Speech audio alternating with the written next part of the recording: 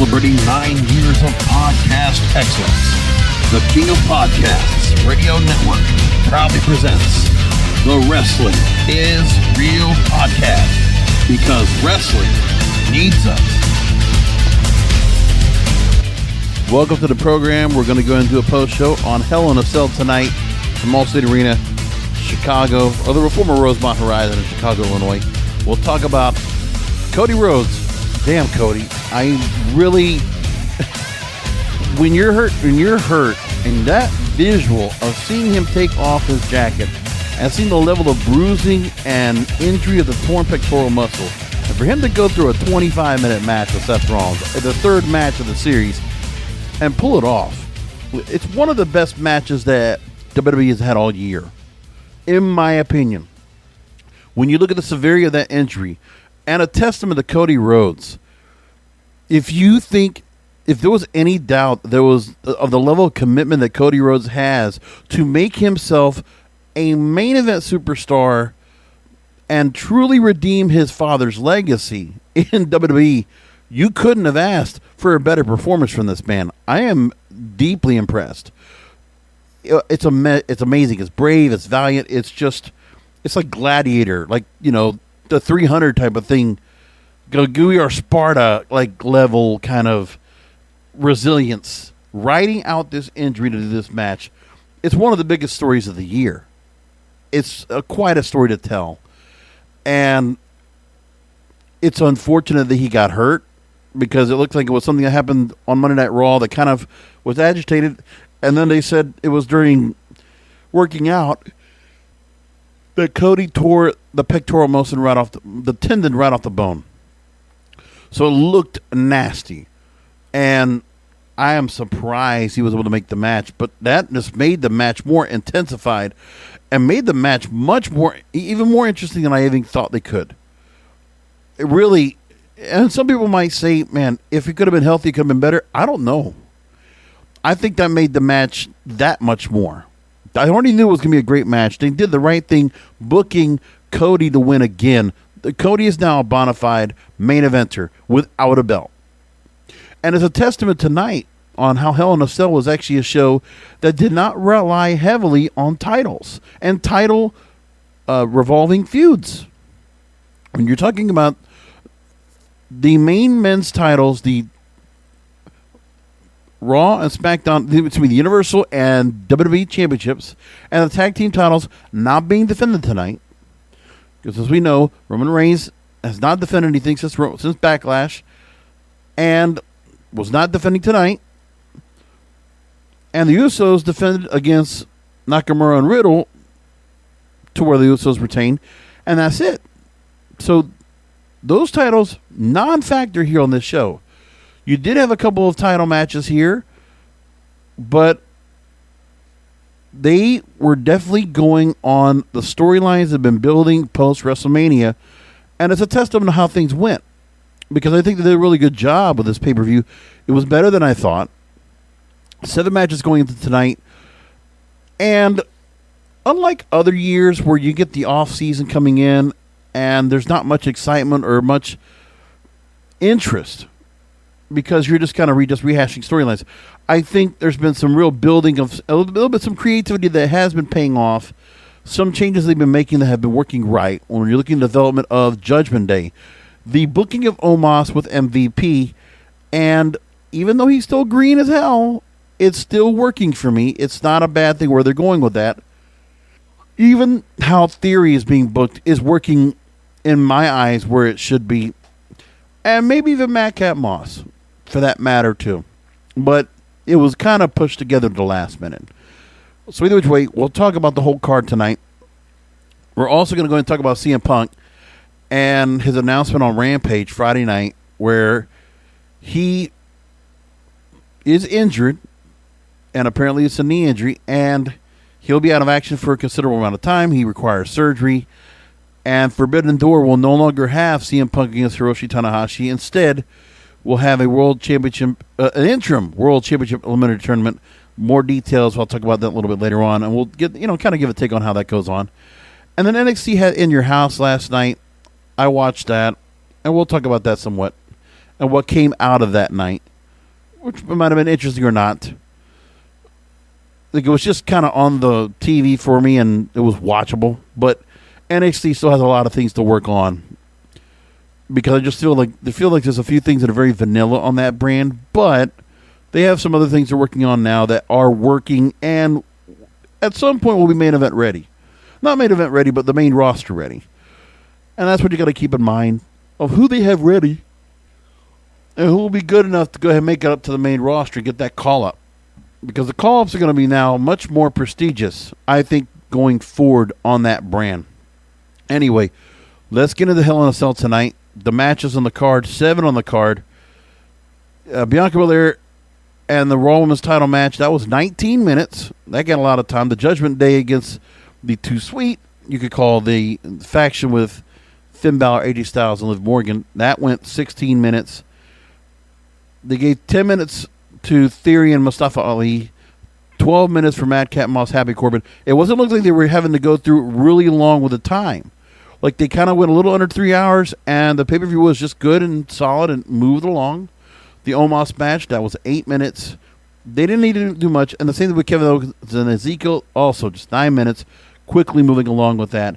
So everything was timed out well. I think what they did to book the night and how they scheduled everything was not bad either.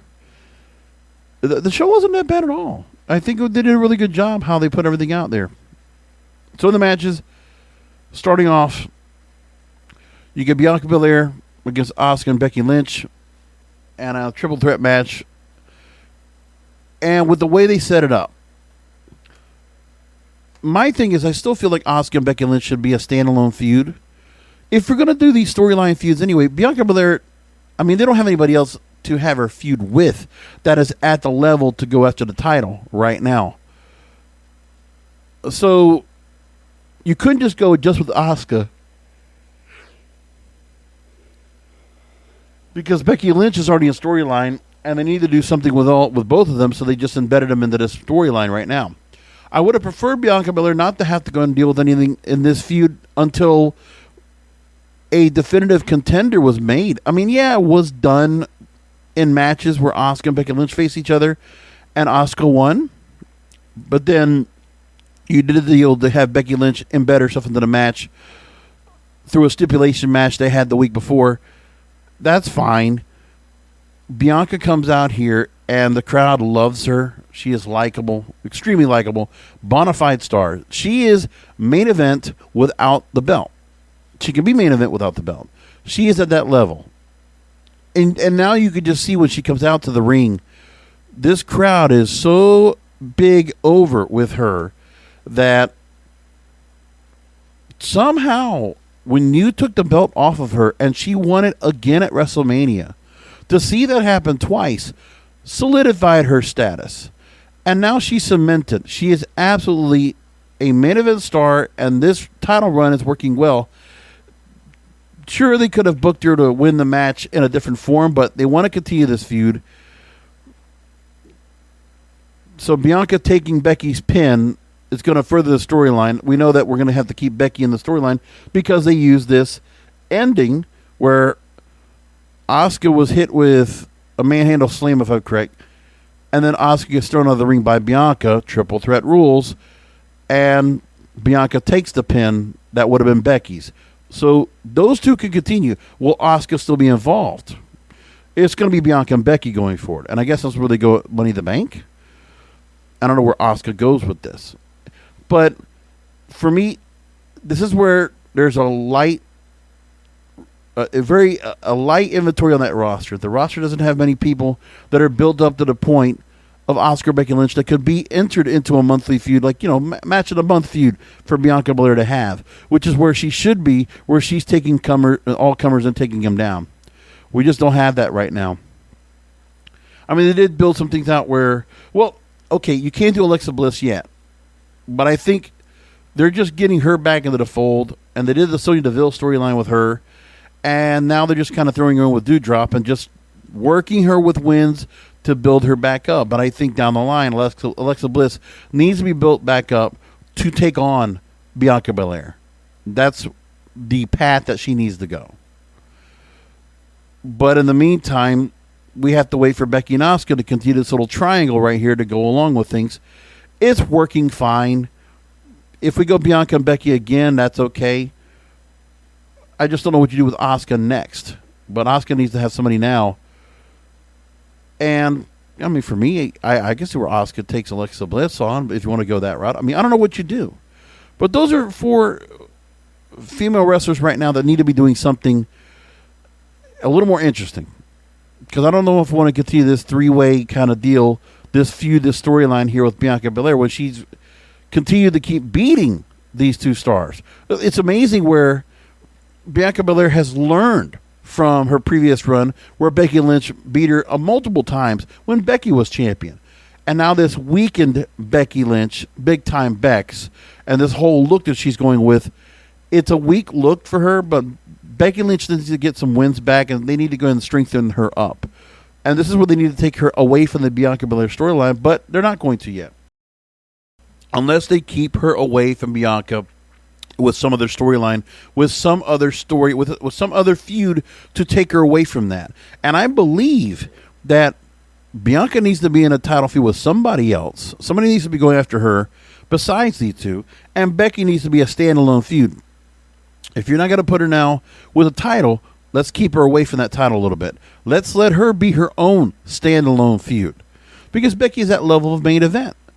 Like, you should have it where Becky Lynch has a featured match. It's not have to be in the title picture, but a featured match. The same way Cody Rhodes is right now. And if Bianca Belair wasn't holding the belt, there should be that point. And I think this is what the company's doing right now, is that they're able to have certain stars that are draws in this company that will give enough reason for people to watch the matches because this person's in a storyline, because they're the focus. And who are they taking on? You got to build stars that way. You got to be able to go ahead and be capable, which is what I think this company's been doing, where the belts, unlike other years, they had nothing that was really panning out or really doing well, just a lot of rehashing when it came to storylines or when it came to just doing feuds just for the sake of feuds with no belts on the line. They're getting better. Somehow they're getting better at doing matches that do not involve titles, because they've already watered down the titles as it is. Unless they're prestigious to a certain point. Right now, Bianca's Raw Women's Champion, that's prestigious. Ronda as SmackDown Women's Champion is prestigious. And there's a lot of prestige behind the men's tag team titles now being controlled by the Usos, and the main event singles men's titles by Roman Reigns. So now you have some pretty strong people holding those belts. With the women's tag team titles in the air, we have no answer about that yet, and that doesn't matter. And the mid-card titles, they're just there. Again, as props for certain stars that they just need to use to kind of build them back up, because they just can't hold on their own. So they need to have a belt. But some of these stars do not need a belt. Not the way that WWE does it in the first place. So this is good. Case in point, next match, Bobby Lashley versus Omos and MVP. Bobby Lashley and Omos taking this dynamic here, this little 3-way deal with MVP. By the way, great, nice little rap that he did right prior to the match that was put out through Twitter in the pre-show, ran during the pay-per-view tonight. That was good stuff. And Bobby Lashley getting another win on Omos. Rubber match in this feud. Do we continue this going forward? I guess we don't, but we don't know where Omos goes next. But Omos here, not only did the thing where Bobby Lashley, he kind of, high-five Cedric Alexander for the pseudo-interference in the match, which that was enough to give Bobby Lashley the win. So maybe some tag team action comes up next. We go to that, and that's what continues this feud in some way, shape, or form. Omos isn't ready to go to somebody else. They have to keep him here, and that's not going to make certain people happy. But where else can they go with Omos right now? There are no opponents for him that'll reach the level, unless, you can get down the line where Omos can take well, you have to go back to some feuds they had when it came to AJ Styles and Omos with the Mysterios, I guess you could say. But they already kind of did that. And during the tag title runs, they did a lot with Omos with smaller guys. Well, they have to figure out what they're going to do here. You don't have a lot of big major heavyweights right now to put up against Omos. You just really have to choose and pick who are the right guys to work with.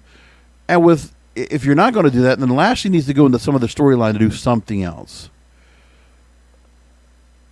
And by the way, Lashley was actually picked up a belt from somebody in the audience and held it up, the WWE Championship. So maybe we're going to get some match down the line where Lashley will then go after Reigns to take one of those title belts off of him. We got to do something here. And I don't mind if we go to that route. And that's the two stars you're going to see. Like Lashley and McIntyre on their respective brands, they're going to be the eventual contenders to go after Roman Reigns for said titles on said brands. So MVP taking the bulk of this match to stretch it out because we couldn't have another Omos-Lashley match. This was a nice wrinkle to put MVP in this handicap match. Gave it more time, and it's nice to see MVP back out there. Not just to do just his normal run as a manager, but to put him back in the ring now that he's healthy again and he can actually go out and work a little bit. That's good. He doesn't have to do a whole lot in the matches, but it was good to put those two together. I like that. And then Lashley getting the upper hand on both, dominating the match and winning outright. So Lashley comes out of this. If this is the end of the feud, it's working out fine for me. What we know is we could worry about where Lashley could go next. We could see him go for the Money in the Bank briefcase because that could be the next place to go. And that's the thing you got to think about where Roman Reigns is in the picture. The storyline that we're going to have to go going forward is Roman Reigns can just fiddle around about who they think is going to win that Money in the Bank briefcase and how he's still going to dominate. He's going to smash them, right? So leading up to Money in the Bank, you get Roman Reigns back out there, only on television, and he'll brag about the fact that it doesn't matter who wins the Money in the Bank briefcase, but then you'll have those that will say, well, once I get it, I'm going to cash it on you, Roman, obviously, but when will they get the chance to do that? Because they know if he's just such a part-timer, they're going to have to do it as soon as they can. They just can't wait for the random times that Roman Reigns will be there. He's not going to be in the match or in the ring to a point where they can get him because he's got too much security around with the Usos around that he will not be there by himself to be attacked and then be taken out. And then somebody could cash in on him. Like, they're making it very difficult for that kind of thing to happen. So Kevin Owens and Ezekiel by pinfall. And this match, this feud doesn't give me interest. Listen, when they started off the whole deal of, oh, this is Elias, they gave us the lie detector. They were doing things to kind of like prove the point. I wish there was more. There isn't much where they have Ezekiel kind of playing off he might have been Elias, or there might be some tells to add a little more to it, but there's nothing there. We just had this for the sake of it, and Ezekiel gets the win. Okay. I don't know. It just didn't matter to me much. I'm sorry, Kevin Owens won. Sorry. And this match doesn't matter to me. I don't know. They put time into it, though. I have to give it that. And it's something that is not basically boring me on the screen every time they have these two on. It's just Ezekiel's very vanilla. But that's just for the sake they have not built much more on it, if it's Elias or not. But if we're going to get past the whole deal, he looks like Elias, then let's just move along and let's get Ezekiel doing something else. We need to keep him out of this one-dimensional character. We need to add layers to Ezekiel after this.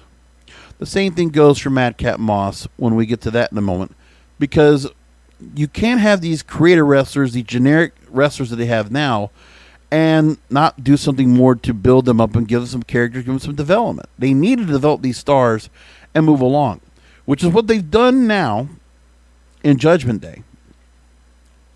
I think Judgment Day is one of the smartest things they've done in terms of a faction since the Nexus. It's very effective.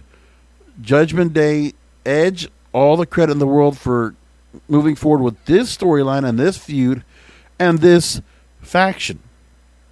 And when you look at Edge, Damian Priest, and Rhea Ripley tonight in the 6-person mixed tag team match, now you see the purple and black in full display. Everybody is now in certain new gear. Rhea Ripley was in new gear, and they all look fantastic. Cohesive, great work.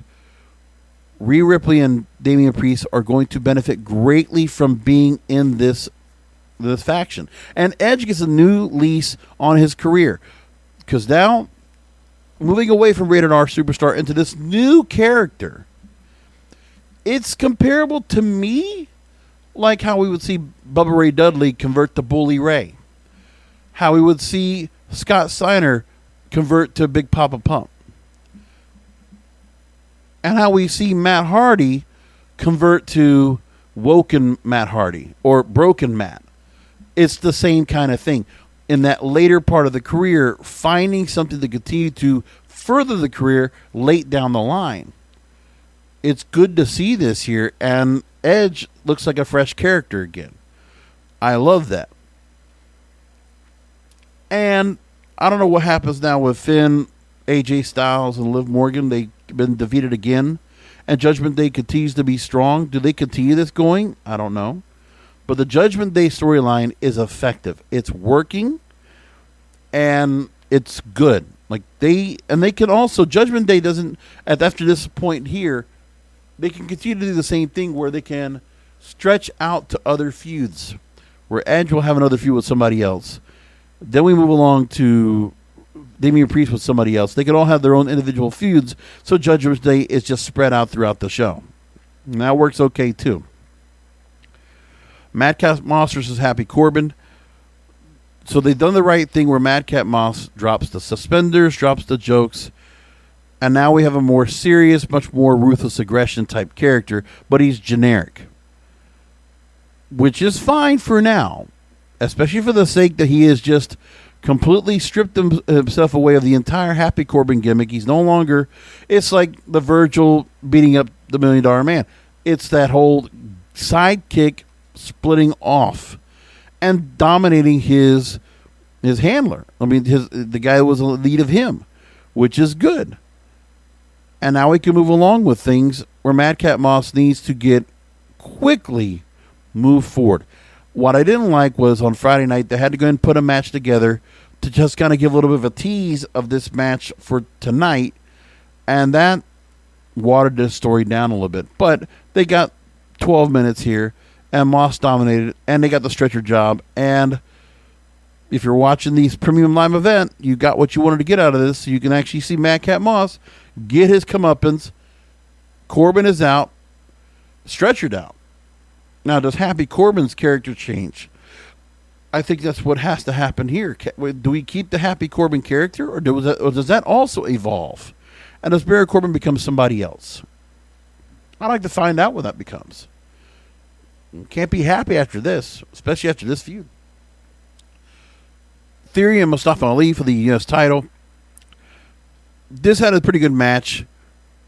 Ali was just an opponent for the sake of an opponent, but Ali got to be put on the premium live event with Theory, and Theory had a great match with him. These guys worked really well together. Ali getting the good pop from Chicago for being a hometown boy, and they did a good job of this match. And they give a pretty simple storyline to give Ali where he did a move where he buckled his knee, and Theory sniffs that out and takes advantage of it, and that would lead to his victory over Ali to retain. So Theory's doing well. U.S. Championship, and they're booking him just fine. He doesn't have Vince in his corner right now, and Theory's doing okay. Totally fine. And to think, there's a lot of stars that were not on this show at all. And pretty thin on the lineup what they had, but you have to give credit where this premium live event delivered for what they did. It was not boring. It was not a bad show. I give it a B+. I thought it was that good. Like I said, I just wish there was more out of Kevin Owens and Ezekiel that I gave more care about. But otherwise, this show was very good. And what made this show tonight was Cody Rhodes with Seth Rollins. Let's give them both credit. So, yeah, Cody and Seth have been magic together. It's been a very fun feud to watch. It's been very enjoyable. These guys have been working their asses off. it was a very smart move for Cody to work with Seth off the top. These guys have been tremendous together. They have put some very good promos together, and Seth has been really amped up himself in a really good feud for him without a belt. Not any belt that could be considered of here. The whole character right now that he has, Seth freaking Rollins, in this role here with Cody Rhodes, and Cody Rhodes, the absolute babyface of this company. He is the top babyface right now.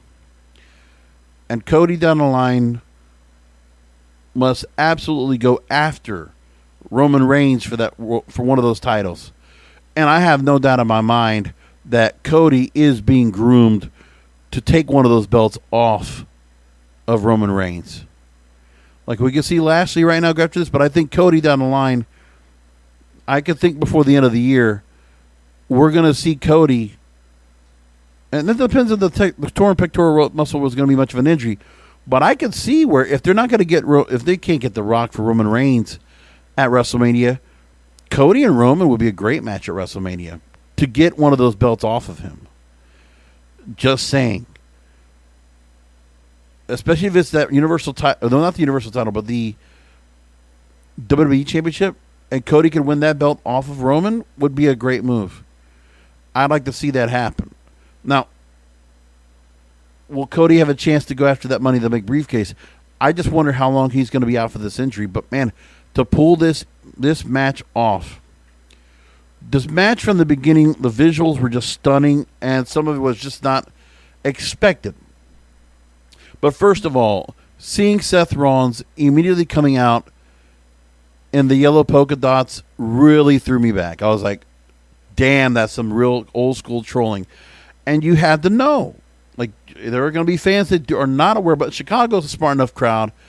They saw the polka dots, and I'm like, they are trolling him with the Dusty gimmick. The old Dusty Rhodes gimmick with the polka dots, which I'm still amazed that Dusty Rhodes was able to get himself over with the polka dots, but he did. That's just how much of an important wrestler he was to the entire generation of wrestling, 70s, 80s, into the 90s, and how important he was to the business in general. And I feel like Cody must have done something about getting that wrinkle into the match, which was really good. And then you see Cody come out, and he has to take off that robe, and you see the purple, red, black, just all this little bruising around that pectoral muscle. That was just, it made you hurt. And I'm saying to myself, Cody, what are you doing in there? You don't have to wrestle this match, man. Listen, I know I know you don't want to go and get out of there, but man, I can't believe you did the match. And then he did. This is incredible. That level of injury, and then the match was booked really great. These guys were really hitting each other really good. In the middle of the match, you have the bull rope being added into the match. That was wonderful. Cody is a super baby face right now. I'm really amazed with what they did. And Seth taking advantage of the injury. You had that target. You couldn't help yourself. You pushed the kendo stick in. You used chairs. You use a sledgehammer. You're using, the steps. You're using the ring barriers, the poles, all of that. Incredible. And they just had a hell of a match and some great near falls in that match too. Really, that crowd in some of those, when you heard 1, 2, and you could just hear the hush of the crowd waiting to say 3, and then immediately just that very last second arm up to get out of the move, to break the pinfall, was really great. Cody Rhodes, this guy coming into this company, I didn't know in 2 months we were going to see him get so over and be so dominant, because that crowd really let him have it. Had a great response. He is so damn over. Dare I say, by himself compared to Roman Reigns, where he has to have the entourage. Roman Reigns is over. Huge. But Cody Rhodes, I believe, is now at that level, at the same. Because Cody gets that great entrance in there. He is so damn over. Maybe it doesn't reflect so much in the ratings, but the ratings are what they are on both shows. Because you notice the ratings are raw. They're not bearing off as bad as they could have been. they're still holding up more or less. Like, I mean, if you look at the ratings since WrestleMania, I don't believe it's gone as bad as I thought it would be anyway. Let me look real quick. If you look at Raw from April, okay, after they get done with everything going on with WrestleMania, they got a 2.1 million, and then a 1.8, and then they dropped to 1.6, down to 1.5 in the first week of May, and then they started building back up. Because if you look, once we got Cody back in there, and they were just giving like the feature feud here, 1.58, 1.65, 1.37, 1.732, that was for all of May.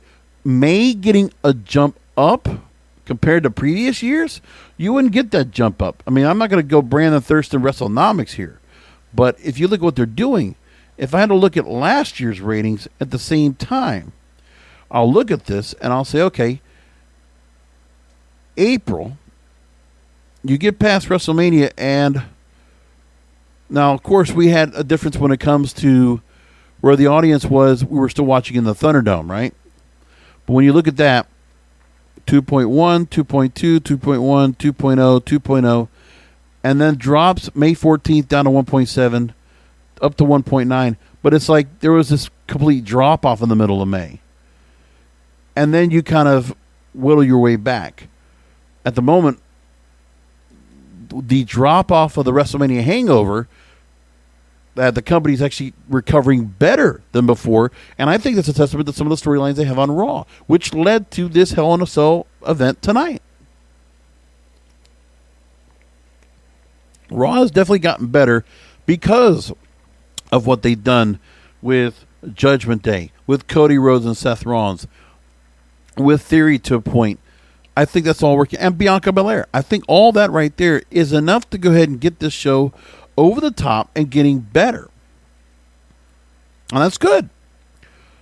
That's showing progress of this company. They still need to go and be able to build the numbers back up. We know that the baseline, if they're going to get themselves to a super good spot, is that they can start breaking 2 million viewers again. But that's asking a lot right now. But they're solidifying their base. When it comes to what the SmackDown side has done, it's still kind of on the fence. Because after 2.2 million viewers for the WrestleMania time, down to 2.1, and then 1.9, 5.2, and 5.3 at the end of April, and then just under 2 million for May, the first week of May, second week of May down to 1.9, and then back up to 2. Like, they were just, one of the things that's being done too is that with Raw and SmackDown, they're definitely doing a lot to try to build up matches and trying to keep a lot of things going on when it comes to promoting events the next week, when it comes to promoting events into the show to start off and giving us a bunch of reasons to stick around. With Raw, you're definitely getting 3 or 4 reasons to stay to watch that show. They're constantly doing that now, promoting it as such, which is important. The same thing on SmackDown. And you're getting some matches that are not getting done in Insta-Feuds all the time. They're actually being booked to the next week. We're getting some of that too. And you're seeing what matches are going to be scheduled for the next week as well. That's part of that Tony Khan AEW effect, if you want to see if it's anything else. That's part of the reason for that. So that's what Hell in a Cell was tonight. B+ premium live event tonight overall. In your house, I'll just go through a couple things with that. How do you do a match like the D'Angelo family against Legado del Fantasma? When you look at one group, that's the Mexican cartel. The other group is the Mafia. You know, I don't remember Mafioso being young and being bosses. Not even capos. These guys are enforcers. Okay, Tony D'Angelo, if they're going to have this thing where the family's going to be where they are, and now that you have the match where Tony D stacks in 2 dimes, they beat Legado del Fantasma, and so now Sanchez Escobar, Cruz del Toro, and Joaquin Wilde are all, and with Elektra Lopez, they're all now joining that family. Okay. So now that you have that, now you say, okay, I need in that storyline for me to give a shit about it, for me to give a little more credence to me giving me these Mafia versus Mexican Cartel storylines, we need an older figure to show the bosses. Like, that's what needs to happen. Like, Tony D needs... He's not an underboss. He's not a capo. I mean, he could be a capo. But we need an actual mob boss. Not an actual, like, in reality. But we need a mob boss that actually oversees the entire organization. This cannot be Tony D. They actually need to bring in somebody else to be the older figure. Because as we know, the boss is never that young. He's usually an older guy. Because can we bring somebody into NXT 2.0 to play the boss of the D'Angelo family? Can we bring an older D'Angelo into the picture, please? That would actually make more sense to me. For the D'Angelo family to be making deals of what they're doing, remember, they're doing this and they're supposedly like making deals. We don't see them doing anything. No racketeering, no crime, no RICO statutes being violated. That's what mafia is. We're not seeing any of that. And the same thing with Legado del Fantasma, trying to treat them like a Mexican cartel. Okay, they're not. Let's do something with this here. Let's add some element in here to show that there's some kind of control. Like, I like some of that. Like, put it like this. I want Tony D'Angelo to now have to confront the outfit. You know how they had the outfit in Kansas City where there would be an organization. You know, much like the Lucky Luciano, right? And there was the commission. We need a commission and somebody that leads the commission to confront Tony D about what he's done here about building the family and how he's like breaking, he's kind of taking over too much territory. Like, I'd like to see some of that going on. But, maybe that's a little too much for them to kind of work on. But that would make more sense to me. And then we get Toxic Attraction taking care of the tag team of the month to go after them. Katana Chance, Katie Carter. That was quick. Carmelo Hayes retains over Cameron Grimes for the North American title. Listen, Carmelo Hayes, it's kind of the same Bianca Belair effect. Like, you let him win the North American title, then he loses it, then he gets it back. But then, as Wade Barrett said in commentary, Carmelo never lost the belt because he didn't lose it himself because of the fact it was a 5-way match and he never got pinned. Okay, so Carmelo wins in the match here, and he looks stronger. And if you had to tell me who I think is going to be able to make that call up to the main roster, I think Carmelo Hayes is going to be up there like the next year or so. I think Toxic Attraction, you could probably get them up there anytime now as well. They're just waiting for the right time to be called up. And Mandy Rose is a star. I don't get the match with Wendy Chu, but they let Wendy Chu kind of change a little bit out of the sleepy character to show that she has much more of a dominant side, to make her more of a threat to beat Mandy Rose, at least for this match. But Mandy Rose victorious. The Creed brothers, they obviously told the story about how they've won everything they've won since kids. So to beat Pretty Deadly, that was fine. And then you had the stipulation that they would lose their spot in the Diamond Mine, which the Diamond Mine doesn't matter much now without Stokely Hathaway as part of the group. And I'm just thinking it's a matter of time before Diamond Mine becomes extinct. It doesn't matter much anymore, does it? It just doesn't matter much to me. And then Braun Breaker and Joe Gacy, they built this story. Joe Gacy they like the cult leader thing. I don't know what their whole thing is about it, but I don't care for the Joe Gacy character. Just don't care. I just don't care. He's not that much of a thing to me, and you take away Harlan, now you have these disciples around. These druids. He is not Bray Wyatt. He is not anything that I would really care for. Joe Gacy's just there. And Braun wins anyway.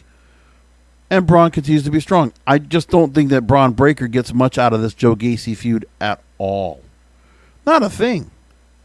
But I don't know who you put up against Braun Breaker next in the first place. I don't know. So, anyways. Okay. Let's talk about this real quick. As we know now, This is AEW. We're going to talk about the new interim world champion will be crowned at Forbidden Door, which is the next pay-per-view we'll be talking about. That'll be featured at the end of the month. And AEW put out a press release to announce the details regarding an Eliminator series that will crown an interim champion. So you'll have, first of all, a multi-stage Eliminator series, a battle royal featuring all the AEW top competitors, and that will be on this week's Dynamite from Independence, Missouri. And the winner will advance to compete in the main event. And the same night, the winner of the battle royal will take on former AEW World Champion and number one ranked contender Jon Moxley in an Eliminator match for the main event of Dynamite. And the winner will advance to compete for the interim world title at Forbidden Door at the United Center in Chicago.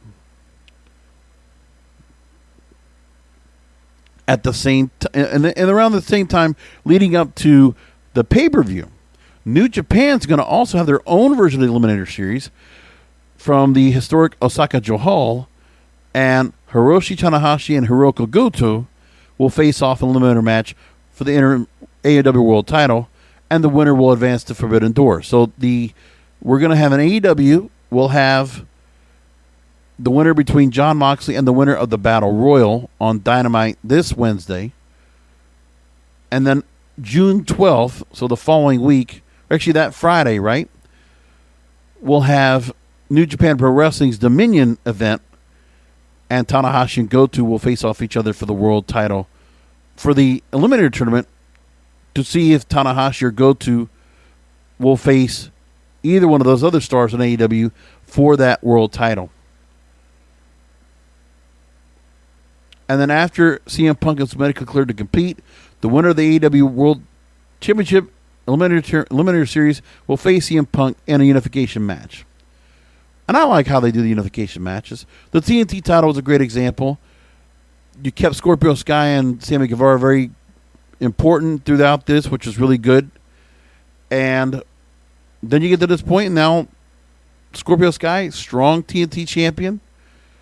They did a good job doing the interim title when they did that. I actually really enjoyed all that. So it's unfortunate for CM Punk. He's going to require surgery. He'll be out for a while. But if you're going to have this kind of surgery, it's probably something that's arthroscopic. So 6 to 8 weeks, maybe 6 to 9 weeks, I guess, if that's what they're going to have to do. So it's a laser surgery as opposed to having to cut him in and then he has to heal from it. That's what it sounds like he has to go through now. And they're saying it's because he was going over the barrier during the 6-man tag on Dynamite last week. That's unfortunate. Freak accident, you could say. And that's the show. Thanks for listening in, as you always do. By all means, make sure to rate and review this show if you have not done so, okay? Go to WrestlingCentral.com. If you haven't been there, so you can go ahead and get to all the highlights. You can know where the show is available on Apple Podcasts, Spotify, Amazon, all those places. And also, most importantly, please go to Spotify. Please go to Apple Podcasts.